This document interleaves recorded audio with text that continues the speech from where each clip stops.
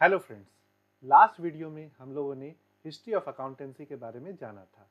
आज की वीडियो में हम कुछ बेसिक अकाउंटिंग टर्म्स के बारे में जानेंगे। तो दोस्तों, मैं हूं सीएमए शुभम कुमार वर्मा और मैं लेकर के आया हूं आप लोगों के लिए अकाउंटेंसी की वीडियोस। तो स्टार्ट करते हैं, लेट्स गो।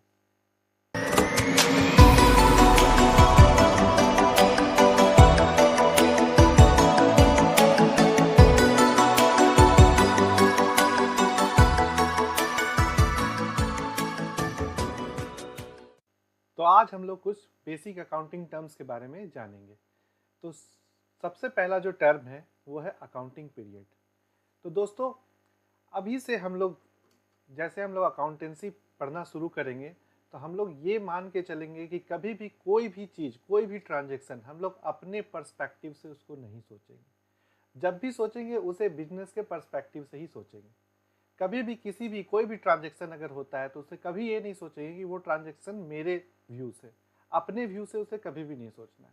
उसे हमेशा सोचना है बिजनेस के व्यू से। बिजनेस, आपके दिमाग में सिर्फ बिजनेस बिजनेस बिजनेस ही भरा होना चाहिए। जो भी होगा सब बिजनेस के पर्सपेक्टिव से ही होगा।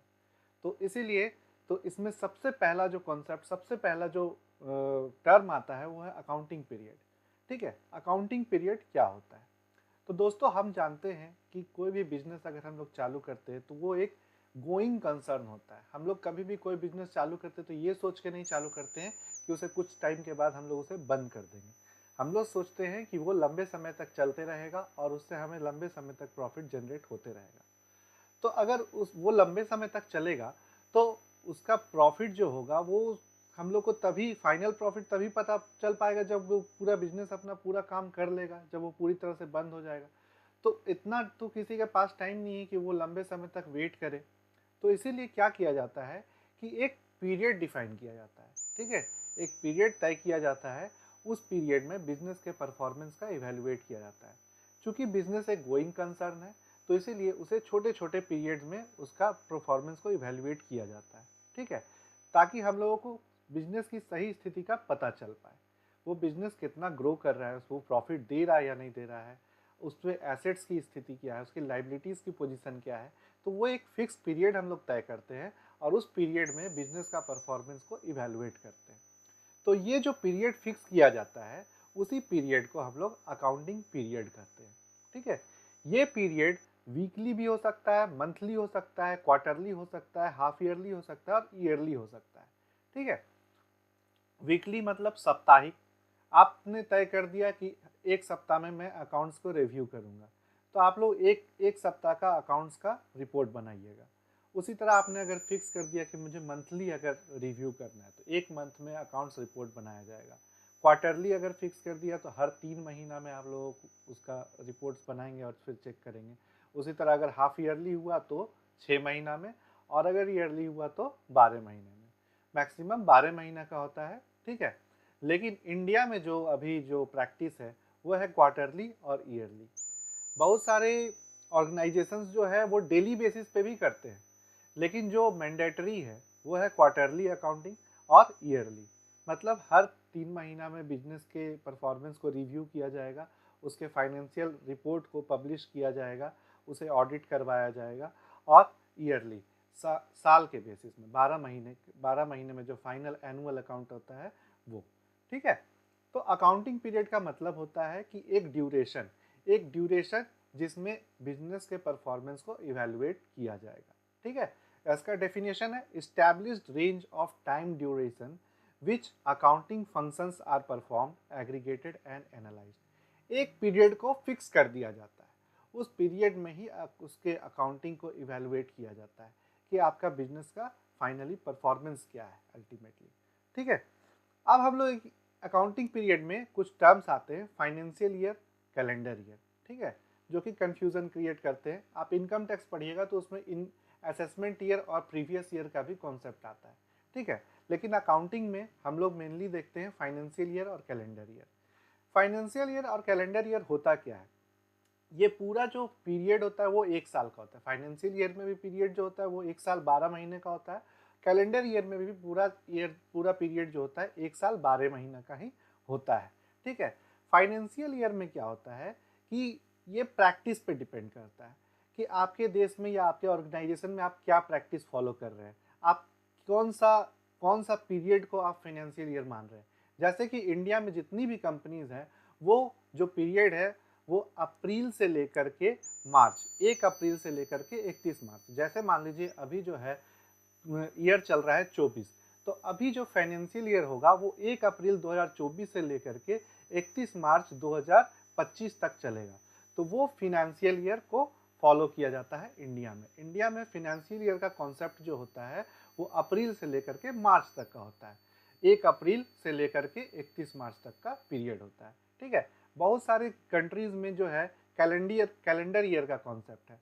तो कैलेंडर ईयर में भी पीरियड जो होता है वो 1 साल का ही होता है, लेकिन वो लोग शुरुआत करते हैं 1 जनवरी से लेकर के 31 दिसंबर तक, ठीक है। तो वहाँ पे कैलेंडर ईयर का जहाँ फॉलो होता है, वहाँ पे जो पीरियड होता है वो जनवरी से लेकर के दिसंबर तक होता है, ठीक है। लेकिन हमारे यहाँ इंडिया में जो फाइनेंशियल ईयर जो चलता है वो होता है 1 अप्रैल से लेकर के 31 मार्च। जितनी भी कंपनीज है वो इसी पीरियड को फॉलो करती है, मैक्सिमम कंपनी। अब जो यूएस बेस्ड कंपनी होगी, जो बाहरी देशों से रिलेटेड कंपनी होगी, तो वो हो सकता है कि फाइनेंशियल ईयर नहीं मान के वो कैलेंडर ईयर को फॉलो करे, ठीक है। तो ये हमारा कॉन्सेप्ट था अकाउंटिंग पीरियड का। नेक्स्ट जो हमारा टर्म है वो है ट्रांजैक्शन। ट्रांजैक्शन क्या होता है? ट्रांजैक्शन मतलब लेन देन। आप देखते होंगे कोई भी एटीएम से आप अगर पैसा निकालते हैं, तो जब पैसा निकाल लेते हैं तो मैसेज आता है your transaction has been successful, ठीक है। तो ट्रांजैक्शन का मतलब क्या होता है? लेन देन, ठीक है। इसका डेफिनेशन में आते हैं। इसकी डेफिनेशन क्या कहती है? इट मीन्स एन इवेंट और business activity which involve exchange of money और मनी वर्थ बिटवीन पार्टीज, ठीक है। ट्रांजैक्शन में 2-3 बातें आ रही है। पहली बात है इवेंट और बिजनेस एक्टिविटी, और दूसरी बात है एक्सचेंज ऑफ मनी और मनी वर्थ, ठीक है। इन 2 बातों को हम लोग अच्छी तरह से समझेंगे। कोई भी ट्रांजैक्शन, किस चीज़ को हम लोग ट्रांजैक्शन कहेंगे, किस चीज़ को हम लोग ट्रांजैक्शन नहीं कहेंगे, तो वो हम लोग देखते हैं, ठीक है। तो देखिए क्या होता है कि कोई इवेंट, कोई घटना या फिर बिजनेस से रिलेटेड कोई घटना, कोई एक्टिविटी, ठीक है, वैसी कोई घटना या फिर बिजनेस से रिलेटेड कोई ऐसी एक्टिविटी जिसमें कि पैसों का आदान प्रदान होता है, पैसा या फिर पैसे से रिलेटेड किसी चीज़ का आदान प्रदान होता है, तब उसको हम ट्रांजैक्शन कहते हैं। फॉर एग्जाम्पल, जैसे मान लीजिए मैं और मेरे दोस्त, अगर मान लीजिए कुछ सामान को, जैसे मेरे दोस्त को किसी सामान की ज़रूरत पड़ी, मेरे मोबाइल की ज़रूरत पड़ी, तो उसने मेरे से बोला कि मुझे 1 दिन के लिए मोबाइल चाहिए, ठीक है। तो मैंने उसे अपना मोबाइल दे दिया यूज़ करने के लिए। तो जब मैंने उसे मोबाइल दिया तो उसके बदले में मैंने कुछ लिया नहीं, उसमें पैसों का कुछ भी आदान प्रदान नहीं हुआ, मैंने सिर्फ उसे मोबाइल दे दिया यूज़ करने के लिए। तो यहाँ पे ट्रांजैक्शन नहीं हुआ। लेकिन अगर वो मेरे से मोबाइल बोलता है कि मुझे 3 दिन के लिए मोबाइल यूज़ करने के लिए दो और वो मुझे भाड़े पे दो, मैं 3 दिन का पैसा दूंगा। तो अगर वो 3 दिन के लिए मोबाइल रखने के लिए मुझे अगर पैसे देते हैं तो वो हो जाता है ट्रांजैक्शन, ठीक है। तो ट्रांजैक्शन कब होगा? जब उसमें मनी का इन्वॉल्वमेंट होगा। अगर मनी का इन्वॉल्वमेंट नहीं होता है तो वहाँ पे ट्रांजैक्शन नहीं होता है। तो कोई भी ऐसी एक्टिविटी या बिजनेस एक्टिविटी अगर उसमें मनी का इन्वॉल्वमेंट हो तो वहाँ पे उसे ट्रांजैक्शन कहेंगे। अगर मनी का इन्वॉल्वमेंट नहीं होता है तो वो ट्रांजैक्शन नहीं होता है, ठीक है। अब ये जो ट्रांजैक्शन होते हैं वो कैश ट्रांजैक्शन हो सकते हैं और क्रेडिट ट्रांजैक्शन हो सकते हैं, ठीक है। कैश ट्रांजैक्शन भी हो सकता है वो, और क्रेडिट ट्रांजैक्शन भी हो सकता है। कैश ट्रांजैक्शन क्या होता है? वैसे ट्रांजैक्शन जिसको कि हम लोग कैश में तुरंत सेटल कर देते हैं, ठीक है। जैसे मेरे फ्रेंड ने मुझसे मेरी कार को यूज़ करने के लिए मांगा, ठीक है, और वो कार के लिए वो जितने दिन यूज़ करेगा उसके लिए वो मुझे भाड़ा देगा, ठीक है।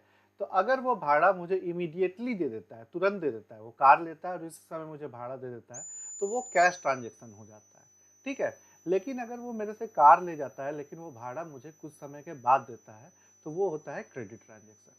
देखिए ट्रांजैक्शन है, दोनों में मनी का इन्वॉल्वमेंट है। वो भाड़े पे ही गाड़ी ले जा रहा है, लेकिन क्या है, उसका पैसा जो है एक सिचुएशन में वो तुरंत दे रहा है और एक सिचुएशन में कुछ टाइम के बाद दे रहा है। तो एक सिचुएशन जिसमें वो तुरंत पैसे दे रहा है वो कैश ट्रांजैक्शन होता है। अब ये जो तुरंत जो पैसा दे रहा है ये हो सकता है कि आपको कैश में पैसा दे, या फिर हो सकता है कि आपका ऑनलाइन ट्रांसफ़र कर दे, या फिर होता है कि आपको चेक दे दे। तो अगर ऐसी 3 चीज़ें होती हैं तो इसे हम लोग कैश ट्रांजैक्शन ही बोलेंगे। क्रेडिट ट्रांजेक्शन कब होता है? जब उसका सेटलमेंट काफ़ी टाइम के बाद होता है, जैसे 5 दिन, 10 दिन, महीना भर, मतलब तुरंत इमीडिएट नहीं होता है, वो कुछ टाइम के बाद होता है। तो उस टाइप के ट्रांजेक्शन को हम लोग क्रेडिट ट्रांजेक्शन कहते हैं। ठीक है, तो ये था ट्रांजेक्शन। ट्रांजेक्शन किसे कहते हैं? ये हो गया ट्रांजेक्शन। अब नेक्स्ट हमारा आता है टर्म, वो है एसेट। देखिए ये बहुत ही इंपॉर्टेंट कॉन्सेप्ट है दोस्तों, एसेट। ये हर जगह आप लोगों को यूज आएगा, हर जगह एसेट्स एंड लायबिलिटी, हर जगह। इसीलिए इसे समझना बहुत ही अच्छे तरीके से इसे समझना, क्योंकि एसेट्स का यूज हमें हर जगह होने वाला है अकाउंट्स में। किस चीज़ को आप एसेट मानोगे, किस चीज़ को एसेट नहीं मानोगे, इसे बहुत बारीकी से समझने की कोशिश करना। ठीक है, तो देखो स्टार्ट करते हैं। एसेट क्या होता है? ठीक है, एसेट की डेफिनेशन में मुख्यतः 3 बातें होती है। ठीक है, पहली बात क्या होती है? रिसोर्स। दूसरी बात क्या होती है? Economic value. और तीसरी बात क्या होती है? Future benefit. तो देखिए अकाउंट्स में जिस चीज़ में मनी का इन्वॉल्वमेंट नहीं है उसकी तो हम लोग बात ही नहीं करेंगे। मनी का इन्वॉल्वमेंट होगा तभी उसका बात करेंगे। ठीक है, तो यहाँ पे एसेट के डेफिनेशन में 3 मुख्य बातें आती है। एक आती है रिसोर्स, दूसरा आता है इकोनॉमिक वैल्यू, और तीसरा आता है फ्यूचर इकोनॉमिक बेनिफिट। ये जो फ्यूचर इकोनॉमिक बेनिफिट है ना, ये बहुत ही इंपॉर्टेंट वर्ड है। ठीक है, इसे एकदम याद कर लीजिएगा। तो सबसे पहला जो पॉइंट है वो है रिसोर्स। रिसोर्स क्या होता है? कोई भी चीज, बिजनेस से रिलेटेड कोई भी चीज, या तो मूवेबल हो या फिर इमूवेबल हो, कोई भी वस्तु। ठीक है, कोई भी वस्तु अगर मूवेबल हो, इमूवेबल हो, या फिर कोई प्रॉपर्टी हो, या फिर किसी का फिजिकल एग्जिस्टेंस हो या फिर फिजिकल एग्जिस्टेंस ना हो, कोई भी ऐसी चीज जिसका कि एक इकोनॉमिक वैल्यू हो। दूसरा पॉइंट, इकोनॉमिक वैल्यू मतलब कि उसको मॉनेटरी टर्म्स में मेजर किया जा सकता है, जिसका कि एक मार्केट में अगर उसको आप बेचने निकलोगे तो उसका एक वैल्यू मिलेगा। ठीक है, उसके लिए कुछ आपको मिलेगा वापस में। अगर उसका कुछ वैल्यू नहीं मिलता है then that is not a asset. ठीक है, वो रिसोर्स नहीं है। तो वैसा रिसोर्स, वैसा वस्तु मूवेबल भी हो सकता है, इमूवेबल भी हो सकता है। ठीक है, जैसे मान लीजिए आपके पास आपके बिजनेस में एक 4 व्हीलर है। ठीक है, तो वो मूवेबल प्रॉपर्टी है। ठीक है, लेकिन आपका बिजनेस का जैसे बिल्डिंग हुआ तो वो इमूवेबल प्रॉपर्टी जो कि मूव नहीं कर सकता है, तो वो आपका रिसोर्स हो गया। ठीक है, आपका टेंजिएबल और इनटेंजिएबल भी हो सकता है। टेंजिएबल का मतलब होता है कि वैसी वस्तु जिसका कि फिजिकल एग्जिस्टेंस हो, जो कि दिखता हो। ठीक है, फिजिकल एग्जिस्टेंस का मतलब जो कि दिखता हो, जिसे हम छू सकते हैं। और इनटेंजिबल का मतलब जिसका कि फिजिकल एग्जिस्टेंस नहीं होता, जिसे हम लोग छू नहीं सकते हैं। ठीक है, जैसे कि सॉफ्टवेयर हो गया, तो सॉफ्टवेयर भी हमारा रिसोर्स है, उससे हमें बेनिफिट मिलता है। ठीक है, लेकिन उसे हम छू सकते हैं क्या? नहीं छू सकते, बस उसे यूज कर सकते हैं। ठीक है, गुडविल हो गया, गुडविल के बारे में और डिटेल में हम आगे बताएंगे। ठीक है, तो ये सब रिसोर्स हो गया जिसकी कि कुछ इकोनॉमिक वैल्यू हो। और सबसे इंपॉर्टेंट पॉइंट, इन सभी चीज़ों का फ्यूचर में इकोनॉमिक बेनिफिट हम लोगों को मिलना चाहिए। जब ये एसेट, जब ये रिसोर्स हम लेते हैं तो इसका अगर हमको फ्यूचर में बेनिफिट मिलेगा तभी इसे हम एसेट कहेंगे। अगर इन रिसोर्स से फ्यूचर इकोनॉमिक बेनिफिट, फ्यूचर में हमको कोई फाइनेंशियल बेनिफिट नहीं मिलता है तो इन्हें हम एसेट नहीं कहेंगे। ठीक है, तो एसेट किन्हें कहेंगे? वैसी रिसोर्सेज जिसका कि एक इकोनॉमिक वैल्यू हो और जिसका कि फ्यूचर में हमें कुछ इकोनॉमिक बेनिफिट मिले, तो इन सभी चीज़ों को हम एसेट बोलेंगे। जैसे लैंड एंड बिल्डिंग हो गया, प्लांट एंड मशीनरी हो गया, व्हीकल हो गया, स्टॉक हो गया। तो इन सभी चीज़ों का क्या है? एक मॉनेटरी वैल्यू भी है, और इससे हमें फ्यूचर इकोनॉमिक, हमें क्या, बिजनेस को फ्यूचर इकोनॉमिक बेनिफिट डिराइव भी होगा। तो इसे हम एसेट कहेंगे। ठीक है, अब एसेट को मेनली 2 कैटेगरी में कैटेगराइज किया गया है। वो कैटेगरी क्या है? नॉन करेंट एसेट या फिक्स्ड एसेट, और या फिर करेंट एसेट। ठीक है, नॉन करेंट एसेट या फिक्स्ड एसेट, या फिर दूसरा है current asset. Non current asset क्या है? ठीक है, अब हम लोगों को एसेट से क्या है कि फ्यूचर इकोनॉमिक बेनिफिट डिराइव होता है। तो अब ऐसा भी हो सकता है कि किसी एसेट का हमको जो बेनिफिट है वो कुछ समय के लिए ही मिले, या फिर किसी एसेट का वैल्यू हमको लंबे समय तक मिले। 2 बातें हो सकती है। कुछ ऐसी एसेट्स होंगी जिसका कि बेनिफिट हम लोगों को कुछ टाइम के लिए ही मिलेगा, और कुछ ऐसी एसेट्स होंगी जिसका कि वैल्यू हम लोग, बेनिफिट हम लोगों को काफ़ी लंबे समय तक मिलेगा। ठीक है, तो वैसे एसेट्स जिसका कि हम लोग को बेनिफिट जो है वो एक अकाउंटिंग पीरियड तक ही मिल पाता है, तो वैसे एसेट्स को हम लोग करेंट एसेट बोलते हैं, या फिर करंट एसेट बोलते हैं, ठीक है। वैसे एसेट्स जिनका की इकोनॉमिक बेनिफिट हम लोग को जो है वो एक ही अकाउंटिंग पीरियड तक मिलता है, तो वैसे चीज़ों को हम लोग करंट एसेट्स बोलते हैं। ये करंट एसेट्स जो होते हैं इसको हम लोग रीसेल के लिए भी कर सकते हैं। जैसे हमारा जो आप जैसे मान लीजिए स्टेशनरी का बिजनेस करते हैं, तो आप क्या करोगे कि होलसेलर से स्टेशनरी परचेज करके लाओगे और फिर दोबारा उसे फिर बाद में उसे बेचोगे, ठीक है। तो वो जो चीज़ें आप परचेज करके लाए हो वो उसे आप रीसेल करने के लिए लाए हो, तो वैसी चीज़ें भी आपकी करेंट एसेट होती है। तो इन एसेट्स का आपको बेनिफिट क्या है, एक अकाउंटिंग पीरियड के अंदर ही मिल जाता है, ठीक है। आप स्टेशनरी का बिजनेस करते हो तो आप क्या किया, आपने क्या किया कि स्टेशनरी खरीद के लाया और फिर उसे रीसेल किया। ये जो चीज़ है ये रेगुलर चलती रहती, क्योंकि आपका स्टेशनरी का बिजनेस है, आप इसे रेगुलर करोगे, ठीक है, ये रोटेट होते रहेगा, तो इसका बेनिफिट हम लोग को तुरंत तुरंत मिलने लगेगा। तो इसीलिए इन सभी इन ये जो स्टेशनरीज जो आप खरीद के लाए हैं ये करंट एसेट में आते हैं, स्टॉक के हेड में, ठीक है। आपने जो लेकर के आया वो स्टॉक है, जब तक आपके पास है वो स्टॉक है, फिर आपने सेल कर दिया तो ये आपका करंट एसेट खत्म हो गया और आपको क्या हुआ, उससे बेनिफिट मिल गया, ठीक है। तो जो फ्यूचर बेनिफिट जो है आपको एक अकाउंटिंग पीरियड तक ही मिल पाता है, वैसी चीज़ों को करंट एसेट कहते हैं। इसका एग्जाम्पल होता है जैसे कि आपका कैश हो गया, ठीक है, स्टॉक हो गया, मार्केटेबल सिक्योरिटीज है, कोई ऐसी इन्वेंट्री जो कि मतलब शॉर्ट टर्म में उसे आप डिस्पोज ऑफ कर देते हैं, प्री पेमेंट, कोई प्री पेमेंट जैसे आपने रिचार्ज कराया, मोबाइल का रिचार्ज कराया तो वो प्री पेमेंट आपने कर दिया, तो मोबाइल का रिचार्ज जैसे 2 महीने का आपने रिचार्ज करवाया तो वो आप लोगों के लिए करंट एसेट है, क्योंकि उसका जो बेनिफिट है एक अकाउंटिंग पीरियड से कम टाइम में ही मिलता है, ठीक है। नेक्स्ट है आपका जैसे डेटर्स हो जाते हैं। डेटर्स और क्रेडिटर्स के बारे में मैं बहुत डिटेल्स में बताऊंगा। डेटर्स वैसे लोग होते हैं जिनसे आपको पैसे मिलने होते हैं, ठीक है, तो उन सभी चीज़ों को डेटर्स करते हैं। तो ये सभी चीज़ें करंट एसेट्स में आती है। करंट एसेट क्या होते हैं, वैसे एसेट्स, वैसे रिसोर्सेज जिसका कि एक इकोनॉमिक वैल्यू होता है और जिसका बेनिफिट हमको एक अकाउंटिंग पीरियड तक ही मिलता है, तो वैसे एसेट्स को हम करंट एसेट्स कहते हैं। इसके अपोजिट दूसरा, वैसे एसेट्स जिसका कि आपका जो बेनिफिट है वो एक अकाउंटिंग पीरियड से ज़्यादा समय तक के लिए मिलता है, तो वैसे एसेट्स को नॉन करेंट एसेट या फिक्स्ड एसेट कहते हैं, ठीक है। जैसे आप लैंड और बिल्डिंग बना लेते हैं, आप अगर बिल्डिंग बनाते हैं तो ऐसा नहीं है कि वो बिल्डिंग एक अकाउंटिंग पीरियड तक ही आपको बेनिफिट दे, वो लंबे समय तक आपको बेनिफिट देगा। तो इसलिए वो उन सब चीज़ों को आप नॉन करेंट एसेट के हेड में रखते हैं और इन सभी चीज़ों का बेनिफिट हमें एक अकाउंटिंग पीरियड से ज़्यादा समय के लिए मिलता है, ठीक है। तो और इन सभी चीज़ों को हम लोग रीसेल करने के लिए कभी भी नहीं रखते हैं। इन सभी चीज़ों को हम ऑर्गेनाइजेशन में यूज़ करते हैं और इससे हम लोग फ्यूचर में इकोनॉमिक बेनिफिट डिराइव करते हैं। इसका एग्जाम्पल्स है जैसे व्हीकल हो गया। व्हीकल आप देखिएगा कि व्हीकल कभी भी आप लेते हैं तो ऐसा नहीं होता है 1 साल के बाद उसको डिस्पोज कर दिए, वो लंबे समय तक आपको उससे बेनिफिट मिलता है।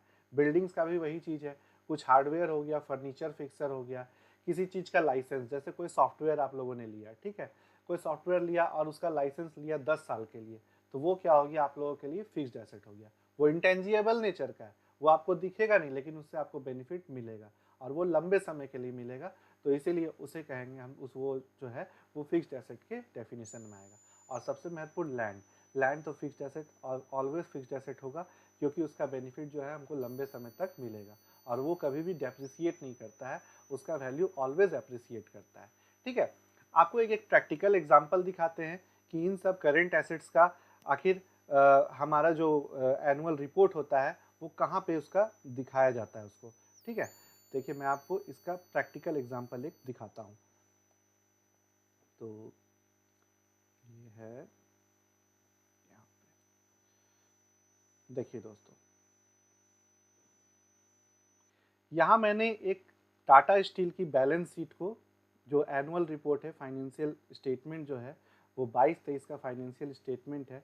देखिए यहाँ पे ऊपर में क्या लिखा हुआ है, balance sheet as at March 31 2023, balance sheet as at March 31 2023, March 31 2023। देखिए एक पीरियड का ये एक पीरियड का परफॉर्मेंस रिपोर्ट है, कंपनी का परफॉर्मेंस रिपोर्ट है कि इस पीरियड के अंत में 31 मार्च 2023 के अंत में इस कंपनी का financial statement, financial position company का क्या है। तो यहाँ पे देखिए आपको, यहाँ पे देखिए आप लोगों को दिखेगा एसेट के हेड में नॉन करेंट एसेट और current asset. Just a minute, देखिए ये है आपका नॉन करेंट एसेट और ये है आपका करेंट एसेट। ठीक है, अभी सिर्फ एसेट में बता रहा हूँ तो इसलिए सिर्फ मैं एसेट के बारे में यहाँ पे बताऊंगा। ठीक है, तो ये टाटा स्टील का बैलेंस शीट है जो कि एक पीरियड 22-23 का परफॉर्मेंस रिपोर्ट है। जब भी बैलेंस शीट बनता है तो एक डेट पे एक जो पीरियड एंड होता है उसके डेट पे, तो फाइनेंशियल ईयर एंड यहाँ पे जो हो रहा है वो 22-23 फाइनेंशियल ईयर एंड हो रहा है और एंड का जो डेट है वो है मार्च 31, 2023। तो उस डेट पे कंपनी का जो है फाइनेंशियल पोजीशन क्या है। तो यहाँ पे बैलेंस शीट में दो पार्ट होती है, asset side and liability side. ठीक है, तो अभी हम लोग एसेट साइड देखेंगे। तो एसेट साइड में आप लोगों को जैसे मैंने बताया कि एसेट को दो भाग में बांटा गया है, fixed asset, non current asset और करेंट एसेट। इसे हम लोग नॉन करेंट एसेट को हम लोग फिक्स्ड एसेट भी कहते हैं, फिक्स्ड एसेट, और करेंट एसेट तो करेंट एसेट ही है। ठीक है, तो फिक्स्ड एसेट्स में देखिए क्या क्या चीजें आ जा रही है। प्रॉपर्टी प्लांट एंड इक्विपमेंट, ये आपका फिक्स्ड एसेट है। कैपिटल वर्क इन प्रोग्रेस, सारी चीजों को मैं एक एक करके डिटेल में बताऊंगा। ठीक है, अभी आप सिर्फ एक ओवरव्यू ले ले। ठीक है, कि नॉन करेंट एसेट्स में क्या क्या चीजें होती है, फिक्स्ड एसेट्स में क्या क्या चीजें होती है। तो पहले हो गया प्रॉपर्टी प्लांट इक्विपमेंट, फिर है कैपिटल वर्क इन प्रोग्रेस, फिर है right to use assets, goodwills, other tangible assets, tangible assets under development, tangible asset जो कि डेवलपमेंट के फेज में है। फिर है फाइनेंशियल एसेट, जैसे आपने कहीं इन्वेस्टमेंट करा हो, लोन्स है, कंपनी ने किसी को लोन प्रोवाइड किया है। डेरिवेटिव्स, डेरिवेटिव्स के बारे में तो एक चैप्टर ही है आगे, हम लोगों को बहुत ही अच्छा चैप्टर, बहुत ही मज़ेदार है। डेरिवेटिव्स के बारे में जानेंगे। ये डेरिवेटिव्स मोस्टली जो होता है शेयर ट्रेडिंग वगैरह होता है, उन चीज़ों में ये आता है। ठीक है, अदर फाइनेंशियल एसेट्स, जो एसेट्स इस कैटेगरीज में नहीं आए तो वो अदर फाइनेंशियल एसेट्स में आ जाते हैं। ठीक है, नॉन करेंट टैक्स एसेट, मतलब ये आपका डिफर्ड टैक्स एसेट के बारे में बात कर रहा है, इसके बारे में भी हम लोग बाद में जानेंगे। और है अदर एसेट्स, अगर ये कोई ऐसा एसेट जो कि इन सभी कैटेगरीज में नहीं आते हैं तो उसे अदर एसेट्स में हम लोग डाल देते हैं। उसी तरह हम लोग देखते हैं करेंट एसेट। करेंट एसेट में क्या आता है, सबसे पहला आता है इन्वेंट्री। इन्वेंट्री मतलब हो गया आपका स्टॉक, जो मैंने बताया था स्टॉक, तो वो स्टॉक जो है वो आपका करेंट एसेट्स में आता है। फिर है करेंट एसेट्स में फाइनेंशियल एसेट, जैसे इसमें देखिए फिक्स्ड एसेट में फाइनेंशियल एसेट था, तो ये फाइनेंशियल, ये जो fixed non current asset, fixed asset में जो फाइनेंशियल एसेट है, ये ऐसे एसेट्स है जिनका की बेनिफिट हमको लंबे समय तक लॉन्ग टर्म मिलेगा। ठीक है, लॉन्ग टर्म मिलेगा। लेकिन ये जो फाइनेंशियल एसेट्स है ये मेरे शॉर्ट टर्म्स हैं। ठीक है, शॉर्ट टर्म है। ठीक है, ये जो करंट एसेट्स में जो फाइनेंशियल एसेट दिखाई दे रहे हैं ये शॉर्ट टर्म एसेट्स है, मतलब इनका बेनिफिट जो है हमको एक अकाउंटिंग पीरियड के अंदर ही मिल जाएगा। तो वैसे इन्वेस्टमेंट जिसका कि शॉर्ट टर्म इन्वेस्टमेंट्स हो जाएंगे, जिसका कि बेनिफिट हम लोग को तुरंत मिलेगा, वैसे इन्वेस्टमेंट को नॉन करंट एसेट में रखा गया है। फिर ट्रेड रिसीवेबल्स, मतलब आपका डेटर्स हो गया, cash and cash equivalent, bank balance, loan, जो कंपनी अगर कोई लोन दी है, शॉर्ट टर्म लोन दी हुई है, डेरिवेटिव्स एसेट्स, तो ये सारे जो है आपको सेम इसके टाइप का मिलेगा। जो नॉन करेंट एसेट्स में जो आपका कैटेगरी है उसी की तरह इसमें भी आपको मिलेगा। लेकिन इस यहाँ पे जो है ये सब जो फाइनेंशियल एसेट है इसका बेनिफिट हमको लंबे समय तक मिलना है, और इसका बेनिफिट जो है हमें लंबे समय तक नहीं, एक अकाउंटिंग पीरियड में ही मिलना है। और वैसे एसेट्स जो कि इन सभी कैटेगरी में नहीं आते हैं, शॉर्ट टर्म करेंट एसेट की कैटेगरी में जो एसेट्स छूट जाते हैं वो अदर एसेट्स में फिर आते हैं। तो ये एक ओवरव्यू था एसेट्स का।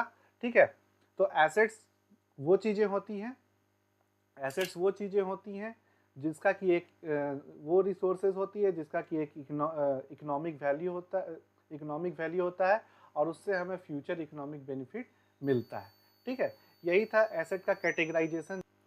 तो ये था क्लासिफिकेशन ऑफ एसेट्स जो मैंने आप लोगों को बता दिया, करेंट और नॉन करेंट, जिसका कि रियल एग्जांपल मैंने दिखाया टाटा स्टील का बैलेंस शीट में, और यही उसका कैटेगराइजेशन है करेंट एसेट और नॉन करेंट एसेट का। तो आशा करता हूँ दोस्तों इन टर्म्स को आप लोगों को अच्छे से समझ में आया होगा। ठीक है, हम नेक्स्ट वीडियो में हम इससे और कुछ टर्म्स के बारे में हम लोग जानेंगे। तो तब तक के लिए धन्यवाद।